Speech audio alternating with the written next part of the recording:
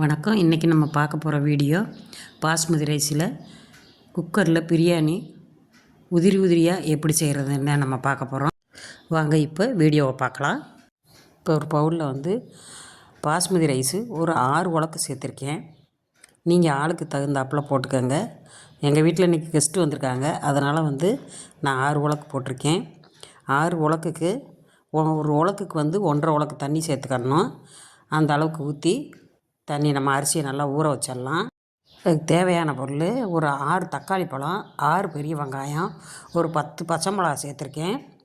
இதை நல்லா பொடியாக கட் பண்ணி எடுத்துக்கோங்க. இப்போ குக்கர் அடுப்பில் வச்சு 3 ஸ்பூன் நல்லெண்ணெய், 3 ஸ்பூன் சமையல் எண்ணெய், ஒரு 6 ஸ்பூனு நெய் சேர்த்துருக்கேன். எண்ணெய் காஞ்ச உடனே 1 ஸ்பூன் சோம்பு சேர்த்துக்கோங்க. அன்னாச்சி பூ இதில் ஒரு 3 சேர்த்துக்கோங்க. 6 கிராம்பு, 6 பட்டை, ஏலக்காய் ஒரு 6 ஏலக்காய், கல்பாசி இலை கொஞ்சம் சேர்த்துக்கோங்க. 2 பிரியாணி இலை சேர்த்துக்கோங்க. இது நல்லா பொரிய விட்டுறலாம். அடுப்பு மீடியமாக வச்சுக்கோங்க.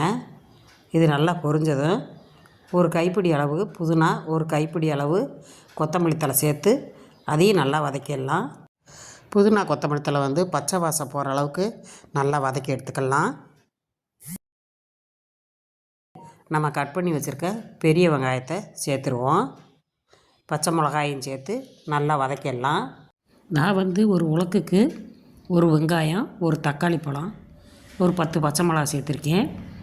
நீங்கள் காரத்துக்கு தகுந்தாப்பில் போட்டுக்கோங்க. இது நல்லா வெங்காயம் வதங்கிடணும்.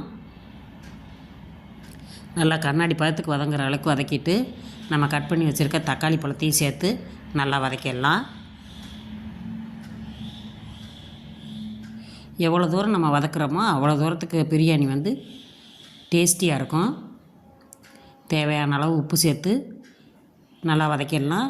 உப்பு சேர்த்து வதக்கும்போது தக்காளி பழம் நல்லா வதங்கிடும். தக்காளி நல்லா வதங்கிடணும். நான் வீட்டில் அரைச்சிருக்க பிரியாணி பவுடர் தான் போட்டிருக்கேன். இது நான் ஏற்கனவே உங்களுக்கு வீடியோ போட்டிருக்கேன். அதை எப்படி செய்கிறதுன்னு பார்த்துக்கோங்க. இதுவும் வீட்டில் அரைச்ச தனி மிளகாப்பொடி.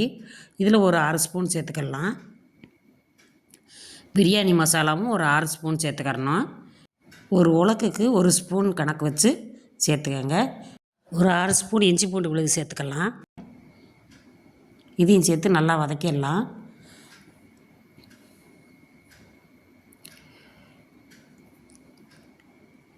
இதில் நான் 1 கப்பு தயிர் சேர்த்துருக்கேன். சின்ன கப்பில் தான் சேர்த்துருக்கேன். அதையும் சேர்த்து நல்லா வதக்கிங்க. இது எல்லாமே வதங்குற வரைக்கும் நம்ம அடுப்பு மீடியமாக வச்சுக்கலாம். இப்போ நான் ஒரு 3/4 கிலோ சிக்கன் சேர்த்துருக்கேன். அதையும் சேர்த்து நல்லா வதக்கிடலாம். ஒரு 1/2 டம்ளர் தண்ணி சேர்த்து நல்லா கிளறி விட்டுட்டு குக்கர் மூடியை வச்சு மூடாமல் அப்படியே மேலாப்பில் வச்சுருங்க. இப்போ இந்த அளவுக்கு கொதிச்சிடணும். ஒரு 2 நிமிஷம் கொதிக்க விட்டோம்னா சிக்கனும் வெந்துடும். இங்கே பாருங்கள், சிக்கன் நல்லா வெந்துருச்சு. இப்போ நம்ம ஊற வச்சுருக்க அரிசி எடுத்து போட்டுடலாம். எனக்கு குக்கர் அளவு கரெக்டாக இருக்கும். இதே அளவில் நம்ம தண்ணி ஊற்றி வச்சோம்னா பிரியாணியும் உதிரியாக இருக்கும்.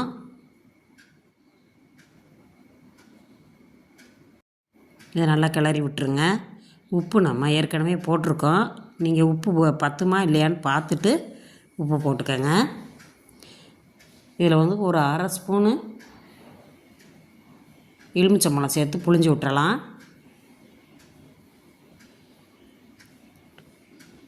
இப்போ இதை இப்போயும் மூடியை மேலாப்பில் தான் வைக்கணும். ஃபுல்லாக மூடக்கூடாது.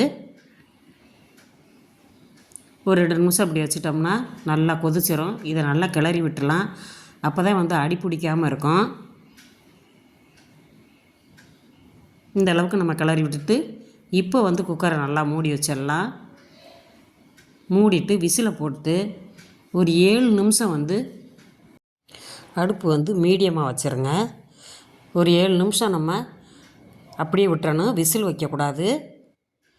விசில் வைக்காமல் வச்சிடணும். 7 நிமிஷம் கழித்து எடுத்து பார்த்தீங்கன்னா பாருங்கள், சூப்பராக வந்துருச்சு பாருங்கள். பிரியாணி அரிசி ஒன்றோட ஒன்று ஒட்டாமல் அருமையாக பார்க்கும்போதே உடனே சாப்பிட்ணும் போல் இருக்கும் பாருங்கள். இதே மாதிரி நீங்களும் செஞ்சு பாருங்கள். இதே அளவுக்கு இதே மாதிரி தண்ணி ஊற்றி இதே அளவுக்கு நீங்கள் செஞ்சீங்கன்னா சூப்பரான ஒரு பிரியாணி ரெடி ஆயிரும். வாங்க பிரியாணியை பரிமாறிடலாம். கடையில் வாங்கி சாப்பிட்டா கூட இவ்வளோ டேஸ்ட்டாக இருக்காது, அவ்வளோ டேஸ்ட்டாக இருக்கும். இதே மாதிரி நீங்களும் செஞ்சு சாப்பிட்டு பாருங்கள். இதோடு கோலா உருண்டை, சிக்கன் 65, சிக்கன் வறுவல் இதை வச்சு சாப்பிடும்போது இன்னும் வேறு லெவலாக இருக்கும். இந்த வீடியோ உங்களுக்கு பிடிச்சிருந்துச்சுன்னா நம்ம சேனலை மறக்காமல் சப்ஸ்கிரைப் பண்ணுங்கள், லைக் பண்ணுங்கள், ஷேர் பண்ணுங்கள், கமெண்ட்ஸ் பண்ணுங்கள். இப்படியே பெல் ஐக்கானை கிளிக் பண்ண மறந்துடாதீங்க. தேங்க்யூ.